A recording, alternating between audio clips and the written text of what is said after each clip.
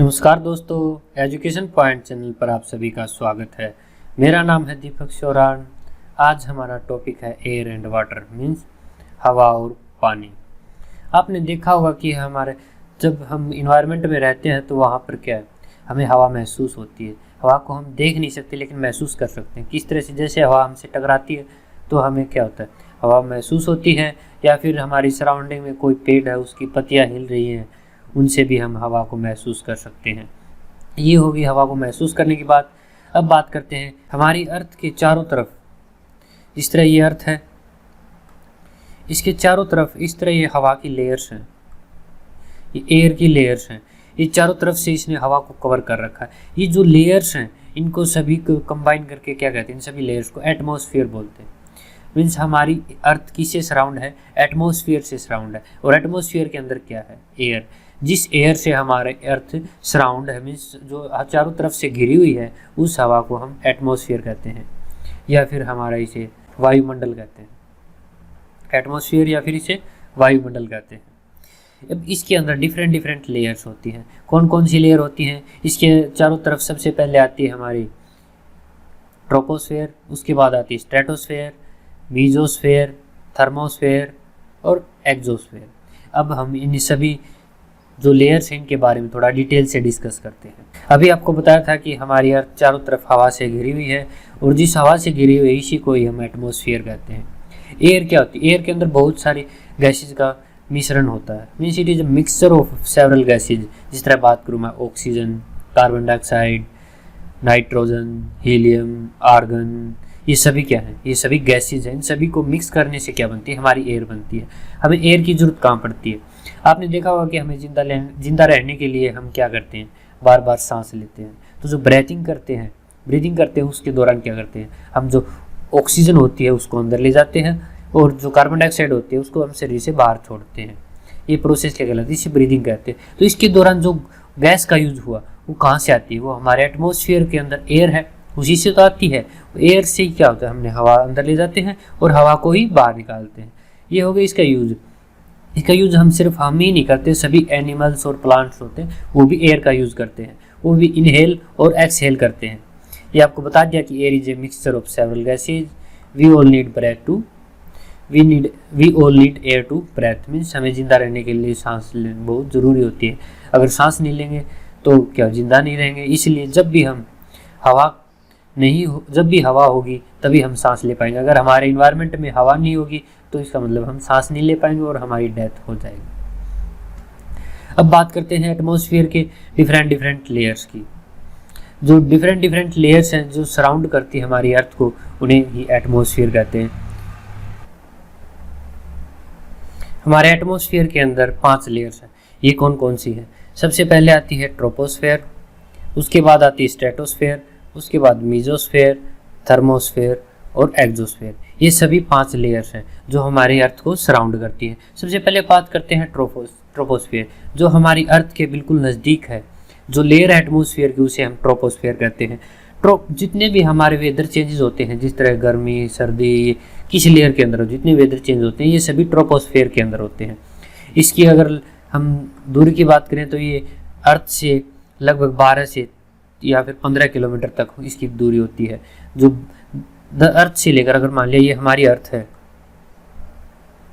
इससे 12 से 15 किलोमीटर तक जो लेयर है सराउंडिंग, जो अर्थ को सराउंड करती है, वो कौन से हो जाएगी? वो हो जाएगी हमारी ट्रोपोस्फेयर।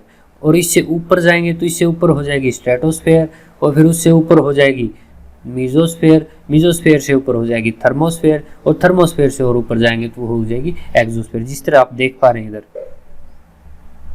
ये क्या है, एक ट्रोपोस्फेयर है, क्योंकि जितने भी क्लाउड्स होते हैं वो ट्रोपोस्फेयर के अंदर आते हैं। जैसे ही ट्रोपोस्फेयर से हम ऊपर जाएंगे तो फिर उसके बाद स्टार्ट हो जाएगा स्ट्रेटोस्फेयर। स्ट्रेटोस्फेयर के अंदर जितने भी हमारे एरोप्लेन्स होते हैं वो किसके अंदर उड़ते हैं? वो स्ट्रेटोस्फेयर के अंदर उड़ते हैं। और जो सबसे इम्पोर्टेंट ओजोन लेयर भी हमारी स्ट्रेटोस्फेयर के अंदर होती है। ओजोन लेयर का क्या काम कर, जैसे ही सनलाइट हमारे अर्थ की तरफ आती है तो ये ओजोन लेयर, जो भी अल्ट्रावायलेट रेज आती है, उनको अर्थ में एंटर करने से रोकती है। तो फिर जैसे ही अगर वो अर्थ में एंटर नहीं करेंगे तो इससे क्या होगा कि हमारे जो स्किन डिजीज या फिर और कैंसर जैसे बीमारियां हम उनसे बच जाएंगे। क्योंकि अगर अल्ट्रावायलेट रेज हमारे अर्थ पर आ गई तो इससे बहुत ज़्यादा नुकसान होगा, इससे हमारी त्वचा को बहुत ज़्यादा नुकसान हो सकता है और इससे बहुत ज़्यादा स्किन डिजीज़ हो सकती है और कैंसर का भी खतरा बना रहता है। इससे एनिमल्स और प्लांट्स को बहुत ज़्यादा नुकसान हो सकता है। अब स्ट्रेटोस्फेयर से जैसे ही ऊपर जाएंगे तो इसके बाद एक लेयर और आती है, उसे कहते हैं हम मीजोस्फेयर। उसे क्या कहते हैं? मीजोस्फेयर। मीजोस्फेयर के अंदर क्या होगा, जैसे ही मीजोस्फेयर के अंदर हम ऊंचाई पे जाते जाएंगे तो क्या होगा, टेम्परेचर डिक्रीज होता रहेगा। मीजोस्फेयर से जैसे ही ऊपर जाएंगे तो फिर उसके बाद एक लेयर और आती है, उसे कहते हैं थर्मोस्फेयर। थर्मोस्फेयर, इसके अंदर टेम्परेचर बहुत ज़्यादा होता है क्योंकि इसके अंदर क्या आयंस होते हैं। वो आयंस क्या होते हैं, जैसे ही सन से लाइट आती है वो उसको एब्जॉर्ब कर लेते हैं। एब्जॉर्ब कर लेंगे तो वह क्या होगा, वहाँ पर हीट इंक्रीज हो जाएगी। हीट इंक्रीज हो जाएगी जिसका मतलब वहाँ पर टेम्परेचर भी बहुत ज़्यादा हो जाएगा। और थर्मोस्फेयर के बाद ऊपर एक और लेयर होती है जिसे कहते हैं हम एक्सोस्फेयर। एक्सोस्फेयर के अंदर बहुत ही थिन लेयर होती है एयर की, क्योंकि यहाँ पर एयर बहुत ही कम मात्रा में प्रेजेंट होती है।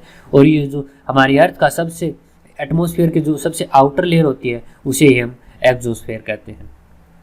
ये तो हो गया हमारा एटमॉस्फेयर।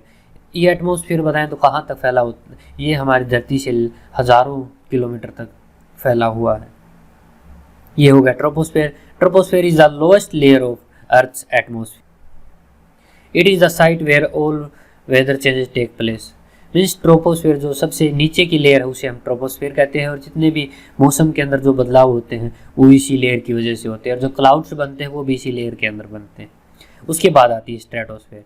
स्ट्रेटोस्फेयर के अंदर क्या होता है, जितने भी हमारे जो एरोप्लेन्स होते हैं या फिर जो फाइटर जेट होते हैं वो इसके अंदर उड़ते हैं, क्योंकि यहाँ पर क्लाउड्स नहीं होते तो फिर इनको उड़ने में आसानी हो जाती है। और इसके अंदर एक ओजोन लेयर भी होती है जो हमें अल्ट्रावायलेट रेज से प्रोटेक्ट करती है। स्ट्रेटोस्फेयर के बाद आता है मीजोस्फेयर। मीजोस्फेयर के अंदर क्या होता है, इसके अंदर जैसे ही हम ऊंचाई पे जाते जाएंगे तो इससे क्या होगा, टेम्परेचर डिक्रीज होता जाएगा, और डिक्रीज होता जाएगा तो फिर यहाँ पर क्या होगा कि कोल्ड वेदर होगा। कोल्ड वेदर होने की वजह से क्या होगा, यहाँ पर कोल्ड वेदर होगा। जितनी ऊंचाई पर जाते जाएंगे तो क्या होगा कि हमें टेम्परेचर डिक्रीज होता जाएगा और वहाँ पर ठंड महसूस होगी। फिर उसके बाद आती है थर्मोस्फेयर। थर्मोस्फेयर मीजोस्फेयर के बाद आता है थर्मोस्फेयर। इसके अंदर जितने भी हमारे स्पेस टल्स होते हैं या फिर जो इंटरनेशनल स्पेस स्टेशन है या जितने भी आर्टिफिशियल सैटेलाइट हैं वो सभी इसी के अंदर रिवॉल्व करते हैं। ये कहाँ से कहाँ तक होता है, ये लगभग 90 किलोमीटर से लेकर 500 किलोमीटर तक फैला हुआ। और जैसे ही इससे आगे जाएंगे तो सबसे जो आउटर मोस्ट लेयर है उसे कहते हैं हम एक्सोस्फेयर। ये हज़ारों किलोमीटर तक फैली हुई है क्योंकि, और इसके अंदर जो एयर होती है, एयर की बहुत ही थिन लेयर होती है, मीन्स बहुत ही कम मात्रा में यहाँ पर हवा प्रेजेंस होती है। ये तो हो गया हमारा एटमॉस्फेयर। अब बात करते हैं हम इम्पोर्टेंस ऑफ एयर।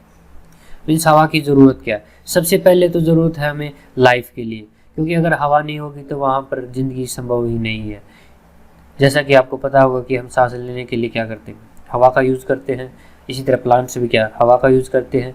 तो अगर हवा ही नहीं होगी तो मीन्स वहाँ पर लाइफ पॉसिबल नहीं। Means air is the prime reason of life, prime reason of existence of life on earth. दूसरा, it supports plants, animals and other organism. Means ये इनके जिंदा रहने में सहायक है। थर्ड, ये एयर के अंदर ओजोन लेयर होती है जो हमें अल्ट्रावायलेट रेज से प्रोटेक्ट करती है। अब बात करते हैं composition of air. Composition of air means air के अंदर कौन कौन से इंग्रेडिएंट्स है या फिर कौन कौन सी गैसेज। आपको बताया था कि स्टार्टिंग के अंदर ही कि एयर बहुत सारे गैसेज से मिलकर बनी है।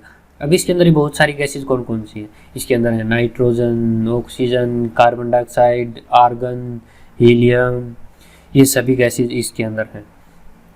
जैसा कि आप देख पा रहे हैं कि जो नाइट्रोजन की अमाउंट है वो 78% होती है। कितनी सबसे ज़्यादा हमारे इन्वायरमेंट के अंदर नाइट्रोजन होती है, क्योंकि जो नाइट्रोजन है ये बहुत ही इसको हम एक कूलिंग गैस के तौर पर यूज़ करते हैं। ये जलने में बिल्कुल भी हमारी सहायता नहीं करती। इसके बाद आता है सेकंड नंबर ऑक्सीजन का। ऑक्सीजन हमारे इन्वायरमेंट में 21% होती है। आपको पता होगा कि ये हमारे सभी भी जितनी लिविंग थिंग्स हैं उनके जिंदा रहने के लिए बहुत ज़रूरी है। और किसी भी चीज़ का कंबसन करने के लिए या फिर किसी चीज़ को जलाने के लिए ऑक्सीजन का होना बहुत ज़रूरी है। ये तो हो गई हमारी 78% और 21% मीन्स 99%। हमारी एयर के अंदर 99% के अंदर क्या है, नाइट्रोजन और एयर। बाकी 1% के अंदर सभी बाकी गैसेज आ जाती हैं। जिस तरह मैं बात करूं आर्गन की, वाटर वेपर्स या फिर carbon dioxide, helium, hydrogen, xenon, ये सभी गैसेज क्या हैं जो हमारा 1% बच गया उसके अंदर आते हैं। अगर बात करें हम आर्गन की, आर्गन का यूज़ कहाँ पे किया जाता है? आर्गन का यूज़ हम लाइट बल्ब्स या फिर जितने भी फ्लोरेंस ट्यूब मीन्स जो CFL होती है उनके अंदर आर्गन गैस का यूज़ किया जाता है। और कार्बन डाइऑक्साइड गैस का यूज़ प्लांट्स के द्वारा जो उनके जो फोटोसिंथेसिस की रिएक्शन होती है उसके दौरान वो कार्बन डाइऑक्साइड लेते हैं और फोटोसिंथेसिस रिएक्शन होने के बाद वो अपना खाना बना लेते हैं, फिर उसके बाद क्या करते हैं, ऑक्सीजन को हमारे इन्वायरमेंट में छोड़ देते हैं। ये हो गई हमारी कंपोजिशन ऑफ एयर। अब प्रॉपर्टीज ऑफ एयर, एयर की क्या क्या प्रॉपर्टीज है? सबसे पहले प्रॉपर्टी की बात करें तो एयर ऑक्युपाइज स्पेस, मीन्स हवा है कोई जगह को घेरेगी। दूसरा एयर हैज वेट, एयर का कोई वेट भी होगा यानी कि इसका मास होगा, इसके अंदर वजन होगा। Third air exerts pressure, means air के अंदर प्रेशर होता है। सबसे पहले बात करें कि एयर ऑक्युपाइज स्पेस, एयर किस तरह से स्पेस को ऑक्युपाई करती है। आपने देखा होगा कि अगर कोई भी बाइक है या फिर कोई गाड़ी है उसका टायर पंक्चर हो जाता है तो फिर क्या होता है कि जो उसका टायर होता है वो बिल्कुल सिकुड़ जाता है। फिर उसके अंदर जैसे ही हवा भरी जाती है तो क्या होगा कि वो टायर वापस से फूल जाएगा, मीन्स उसके अंदर हवा भर जाएगी तो क्या होगा कि वो वापस से अपनी जो ओरिजिनल पोजीशन है वो ले लेगा। इससे आपने क्या देखा कि जैसे ही हमने उसके अंदर हवा भरी तो फिर क्या होगा, टायर इन्फ्लेट हो जाएगा और टायर इन्फ्लेट हो जाएगा तो क्या होगा, उसका एरिया बढ़ जाएगा, मीन्स उसने कोई जगह घेरी। तो फिर इसका मतलब क्या होगा कि हवा हमेशा कुछ जगह को घेरती है, मीन्स एयर ऑक्युपाइज स्पेस। अब बात करते हैं वेट की। अगर मैं एक खाली ट्यूब ले लेता हूँ जिसके अंदर हवा नहीं भरी हुई बिल्कुल भी, तो फिर उस ट्यूब को एक दूसरी ट्यूब लेता हूँ उसके अंदर हवा भर लेता हूँ। जैसे ही हम दोनों का वेट करेंगे तो क्या देखेंगे कि जिसके अंदर हवा है उसका मास हमें ज़्यादा मिलेगा इन कंपैरिजन टू जिसके अंदर हवा नहीं। इसका मतलब हवा के अंदर वेट भी होता है। अब बात करते हैं प्रेशर की। अगर मैं किसी भी बैलून के अंदर हवा भर लूँ तो फिर क्या होगा, जैसे ही मैं उसको छोड़ दूंगा क्या होगा कि वो ऊपर हवा में निकल जाएगा। हवा में निकल जाएगा इसका मतलब वो क्या कि नीचे की तरफ प्रेशर एग्जिस्ट कर रहा है। या फिर कोई बलून ले लिया, उसका मुंह मैंने बांध दिया हवा भरने के बाद मुंह बांध दिया, तो उसको आप जैसे ही प्रेस करोगे तो क्या होगा कि प्रेस करने के बाद छोड़ोगे वो वापस उसी पोजीशन में आ जाएगा। मीन्स हवा भी अंदर से क्या प्रेशर एग्जिस्ट कर रही है, मीन्स उसके ऊपर दबाव लगा रही है कि उसको ओरिजिनल पोजीशन में आने के लिए। तो ये होगी इसकी 3 प्रॉपर्टीज कि एयर ऑक्युपाइज स्पेस, एयर के पास वेट भी है और ये प्रेशर भी अप्लाई करती है। वाटर को हिंदी में पानी कहते हैं। पानी का क्या इस्तेमाल है? आपने देखा होगा जब हम प्यास लगती है तो हम पानी पीते हैं। हम अपने प्यास को कितनी देर रोक सकते हैं? मैक्सिमम 1 घंटा 2 घंटा, इससे ज़्यादा नहीं, क्योंकि इससे ज़्यादा हो गया तो क्या हमारे अंदर क्या हो जाएगा, डिहाइड्रेशन हो जाएगा, पानी की कमी हो जाएगी। तो इसीलिए हमें जिंदा रहने के लिए पानी भी बहुत ज़रूरी है। और पानी का क्या क्या इस्तेमाल? पानी का इस्तेमाल हम पौधों के लिए, पौधे भी क्या पानी पीते हैं। घर में खाना पकाने के लिए, कपड़े धोने के लिए, नहाने के लिए, इन सभी चीज़ों के लिए क्या करते हैं, हम पानी का इस्तेमाल करते हैं। और इससे भी ज़्यादा हम इलेक्ट्रिसिटी प्रोड्यूस करने के लिए भी पानी का इस्तेमाल कर सकते हैं। मीन्स ये सभी हो गए वाटर के यूज। वाटर किस किस लिए यूज? ड्रिंकिंग पर्पज़ के लिए, कुकिंग के लिए, वॉशिंग के लिए, इरिगेशन के लिए और इलेक्ट्रिसिटी प्रोडक्शन के लिए। आपने जो हमारी अर्थ है, अर्थ का लगभग 75% जो एरिया है वो वाटर से कवर हो रखा है, यानी कि पानी से। वो बर्फ़ की फॉर्म में भी हो सकता है, ओशियंस की फॉर्म में भी हो सकता है, और रिवर की फॉर्म में भी हो सकता है, और लेक्स की फॉर्म में भी हो सकता है। मीन्स 75%। आपको पता हो कि जो हमारी अर्थ के ऊपर जितना भी पानी है, जो 100%, अगर मान लूँ वो 100 लीटर वाटर है पूरी अर्थ के ऊपर, मान लो अगर 100 लीटर है तो उसके अंदर 97.5 लीटर तो नॉन कंज्यूमेबल, मीन्स उसको हम कंज्यूम नहीं कर सकते, वो बहुत ही साल्टी है। जो बाकी सिर्फ 2.5% बचा है, यानी 2.5 लीटर सिर्फ वही कंज्यूमेबल है। मीन्स जितना भी अर्थ के ऊपर वाटर है उसमें से सिर्फ 2.5% वाटर ही कंज्यूमेबल है, जिसको हम पीने के पर्पज़ से यूज़ कर सकते हैं। वाटर इम्प्योरिटीज़ का मतलब होता है अशुद्धियाँ। जिस तरह आपने देखा होगा कि कोई नहर है या फिर कोई भी नदी है, रिवर है, नाला है, उसके अंदर क्या करते हैं, वेस्ट फेंक देते हैं। उस वेस्ट से क्या होता है कि वहाँ का वाटर पोल्यूटेड हो जाता है, मीन्स उसके अंदर इम्प्योरिटीज़ डाल दी जाती है, जिससे वो पानी पीने लायक नहीं होता।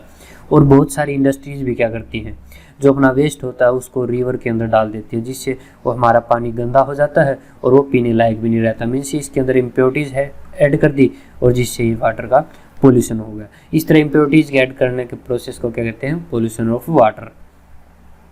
वाटर किस तरह से पोल्यूटेड होता है? जिस तरह जो भी जो ट्रांसपोर्ट व्हीकल्स चलते हैं वो क्या करते हैं, कुछ ऑयल लीकेज हो जाती है, या फिर कोई पॉइजनस गैस छोड़ते हैं, कोई केमिकल छोड़ते हैं, या फिर कोई भी वेस्ट है उसको हम पानी के अंदर डाल देते हैं, तो जिससे क्या होता है?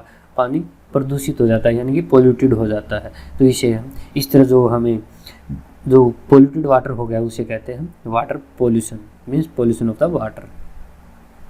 अब बात करते हैं हम इम्प्योरिटीज़ की। इम्प्योरिटीज़ दो टाइप की होती हैं, एक होती है सोल्यूबल इम्प्योरिटीज़ और दूसरी होती है insoluble impurities. Soluble impurities means आपकी इस नाम से क्लियर है, सोल्यूबल मीन्स जो सी आराम से मतलब कि उसके अंदर डिजोल्व हो जाए। जो इम्प्योरिटीज़ है वाटर के अंदर इजीली डिजोल्व हो जाती है उन्हें कहते हैं हम सोल्यूबल इम्प्योरिटीज़, और जो आसानी से डिजोल्व ना हो उन्हें कहते हैं इनसोल्यूबल इम्प्योरिटीज़। अगर मैं जनरली बात करूँ तो अगर मान लिया पानी ले लिया, पानी के अंदर मैं कुछ ऐसी चीज़ मिला देता हूँ कि वो बिल्कुल पानी के अंदर घुल जाती है, तो उन्हें कहेंगे हम सोल्यूबल इम्प्योरिटीज़। जिस तरह मैंने प्लास्टिक डाल दिया, प्लास्टिक है या फिर कोई पॉलीथीन है वो डाल दूंगा तो क्या होगा कि वो वाटर के अंदर नहीं मिलेगा, तो मीन्स वो उसके अंदर डिजोल्व नहीं हुआ। तो इस तरह की इम्प्योरिटीज़ को कहते हैं हम इनसोल्यूबल इम्प्योरिटीज़। अब बात करते हैं हम कि अगर इनसोल्यूबल इम्प्योरिटीज़ हो तो उन्हें पानी से किस तरह हटाएं। इनसोल्यूबल इम्प्योरिटीज़ को पानी से हटाने के 3 प्रोसेस होते हैं, एक होता है सेडिमेंटेशन, दूसरा होता है डिकेंटेशन और थर्ड होता है फिल्ट्रेशन। अब इनके बारे में थोड़ा सा डिटेल से पढ़ लेते हैं।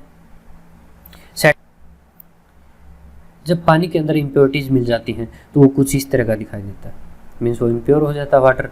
तो फिर क्या होगा, हम जैसे ही इसको थोड़ी देर के लिए रख देंगे या फिर इसके अंदर कोई फिटकरी डालेंगे या फिर इसका लोडिंग प्रोसेस करेंगे, तो उससे क्या होगा, थोड़ी देर के बाद इम्प्योरिटीज़ नीचे तलहटी में जमा हो जाएंगी। तलहटी में जमा हो जाएंगी, इस तरह जो इम्प्योरिटीज़ का है सेटल डाउन हो जाना ही क्या कहलाता है? सेडिमेंटेशन। मीन्स थोड़ी देर के बाद अगर पानी के अंदर कुछ इम्प्योरिटीज़ मिली हुई है, अगर उसको हम थोड़ी देर के लिए एज इट इज़ रख देंगे, थोड़ी देर के बाद क्या देखेंगे कि वो जो इम्प्योरिटीज़ हो नीचे जमा हो जाएंगी। इस तरह जो इम्प्योरिटीज़ नीचे जमा होने के प्रोसेस को क्या कहते हैं?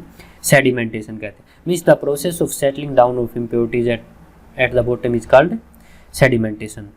इस प्रोसेस को क्या कहते हैं हम? इसे हम सेडिमेंटेशन कहते हैं।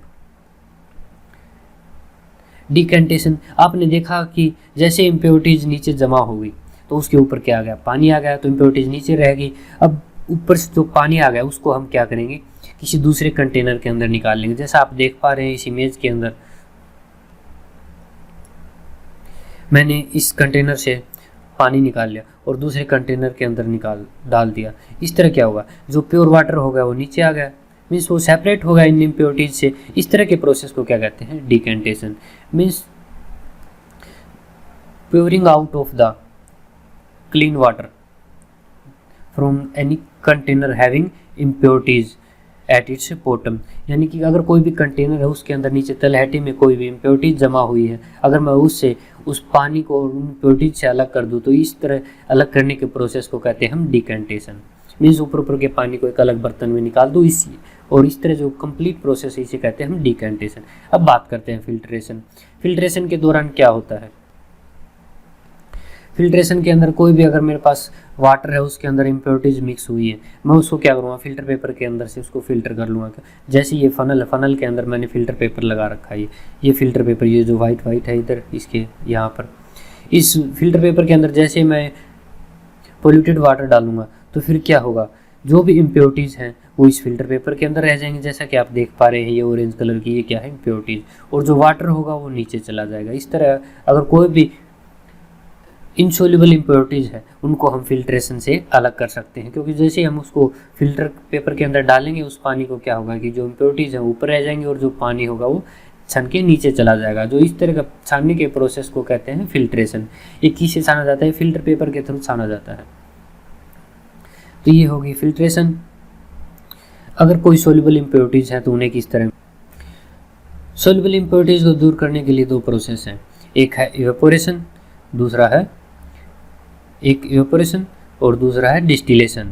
इवेपोरेशन के अंदर क्या करेंगे? अगर मान लिया मैंने एक कंटेनर है, इसके अंदर कोई पोल्यूटेड वाटर लिया, इसके अंदर किस तरह की इम्प्योरिटीज़ है? इसके अंदर सोल्यूबल इम्प्योरिटीज़ है। जैसे ही मैं इसको यहाँ से गर्म करूँगा तो क्या होगा, यहाँ से हीट दूंगा, तो जैसे इसको गर्म करूँगा तो फिर क्या होगा, जो वाटर होगा वो वेपराइज होना स्टार्ट हो जाएगा, मीन्स इसको स्टीम में कन्वर्ट हो गया या फिर भाप बन के ऊपर उड़ना स्टार्ट हो जाएगा। अगर मैं इन स्टीम्स को कलेक्ट करके ठंडा कर लूँ, इन स्टीम्स को जैसे ही कलेक्ट करके ठंडा करूँगा तो क्या होगा, ये स्टीम दोबारा से वाटर के अंदर कन्वर्ट हो जाएंगी।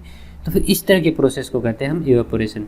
Means the process in which water is heated to boil which converts the liquid water into water vapour. तो इस तरह जो वाटर वेपर्स होगी ये क्या होंगी, ये हमें प्योर वाटर मिल जाएगा, और जो इम्प्योरिटीज़ होंगी वो क्या होंगी, नीचे यहाँ जो भी कंटेनर होगा उसके अंदर नीचे रह जाएंगे। इस तरह के प्रोसेस को कहते हैं हम इवेपोरेशन। अब बात करते हैं डिस्टिलेशन की। डिस्टिलेशन के अंदर क्या होता है, हमने क्या हुआ, जो जैसे वाटर वेपराइज किया तो वाटर अलग हो गया और इम्प्योरिटीज़ नीचे रह गई। अगर मैं उस वाटर की स्टीम्स को दोबारा से ठंडा कर लूँ तो ठंडा करने के बाद क्या होगा, मुझे दोबारा से पानी मिल जाएगा। तो जो ये प्रोसेस होता है, मीन्स पहले जो वाटर को बॉईल करके उसको स्टीम में कन्वर्ट करेंगे, और स्टीम में कन्वर्ट करने के बाद उसको कंडेंस करके मीन्स उसको ठंडा करके दोबारा से वाटर में कन्वर्ट कर देंगे। इस तरह के प्रोसेस को कहते हैं हम डिस्टिलेशन। और डिस्टिलेशन प्रोसेस के द्वारा जो हमें वाटर मिलता है उसे हम कहते हैं डिस्टिल्ड वाटर। ये तो हो गई कुछ सोल्यूबल इम्प्योरिटीज़ और इनसोल्यूबल इम्प्योरिटीज़ की बात। अब बात करते हैं कि हम जो हमारे घरों में ड्रिंकिंग वाटर आता है उसको किस तरह से प्योरीफाई करते हैं। जो हमारे घरों में पानी आता है उसको प्योरीफाई करने के लिए दो प्रोसेस है, एक है बॉइलिंग और दूसरा है क्लोरीनेशन। बॉइलिंग के अंदर क्या करेंगे, जैसे ही हमारे टैप में या फिर नल के अंदर जो पानी आया हमने उससे पानी लिया, उसको क्या करेंगे, उसको गर्म कर लेंगे, तो उसके अंदर जो भी micro organism, bacteria, virus, germs जो भी होंगे उसके अंदर वो क्या होंगे, मर जाएंगे, और उसके बाद जो पानी है वो प्योर हो जाएगा, मीन्स उसको हम आसानी से छान के पी सकते हैं।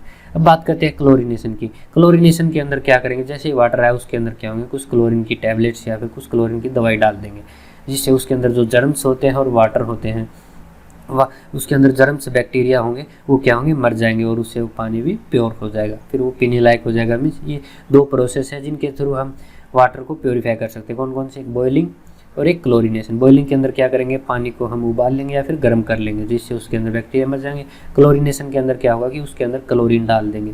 क्लोरीन का डालने से क्या होगा कि जो भी उसके अंदर इम्प्योरिटीज़ होंगी या फिर जिस तरह जो जर्म्स और वो होंगे वो क्या होंगे, मर जाएंगे, और वो पानी शुद्ध हो जाएगा। आपने देखा होगा कि जिस तरह कई जगह पर पानी के बड़े बड़े जो सप्लाई टैंक्स होते हैं उनके अंदर वाटर प्योरीफिकेशन किस तरह की जाती है, उसके अंदर जिस तरह जैसे ही पानी आता है तो क्या होगा, तो इम्प्योर वाटर होगा, या फिर कोई नहर से पानी आता है तो फिर उसका क्या करेंगे, उसका कोगुलेशन करेंगे। कोगुलेशन के अंदर क्या होता है, कोगुलेशन के अंदर जो भी इसके अंदर इम्प्योरिटीज़ होती हैं उनको क्या होता है, उनको हैवी कर दिया जाता है, मीन्स उनको भारी कर दिया जाता है, जिससे वो क्या होता है, धीरे धीरे सेटल डाउन होना शुरू हो जाती है।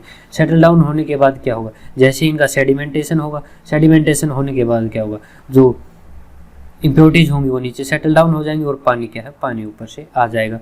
और फिर जैसे ऊपर से पानी आएगा इसके अंदर कुछ इनसोल्यूबल इम्प्योरिटीज़ तो हमने सेपरेट कर ली। अब बात आई सोल्यूबल सेपरेट, कुछ सोल्यूबल इम्प्योरिटीज़ भी रह जाएंगी और कुछ थोड़ी सी इनसोल्यूबल भी रह जाएंगी, कुछ और इनसोल्यूबल रह जाएंगे, उसका क्या करेंगे, उनका फिल्ट्रेशन के द्वारा हम उनको अलग कर लेंगे। जैसे वो फिल्ट्रेशन करेंगे तो सभी क्या होंगे, जो भी जितनी भी इनसोल्यूबल इम्प्योरिटीज़ है वो अलग हो चुकी होंगी। उसके बाद सिर्फ बचती है सोल्यूबल इम्प्योरिटीज़। सोल्यूबल इम्प्योरिटीज़ के अंदर क्या करेंगे, उसके अंदर क्या करेंगे, उसका डिसइंफेक्शन किया जाता है, मीन्स उसके अंदर क्लोरीनेशन या फिर उसका बॉइलिंग प्रोसेस के द्वारा उसके अंदर जितने भी बैक्टीरिया या जर्म्स होते हैं उनको मार दिया जाता है, उनको या फिर उनको हटा दिया जाता है, जिससे वो पानी है हमारा पीने लायक बन जाता है। फिर जैसे वो पानी पीने लायक हो जाता है उसको स्टोरेज यूनिट में भेज दिया जाता है, और स्टोरेज यूनिट में भेजने के बाद उसे घरों में सप्लाई कर दिया जाता है। ये हमारा चैप्टर कंप्लीट हो गया है। Thanks for watching the video. Channel को लाइक और सब्सक्राइब जरूर करें।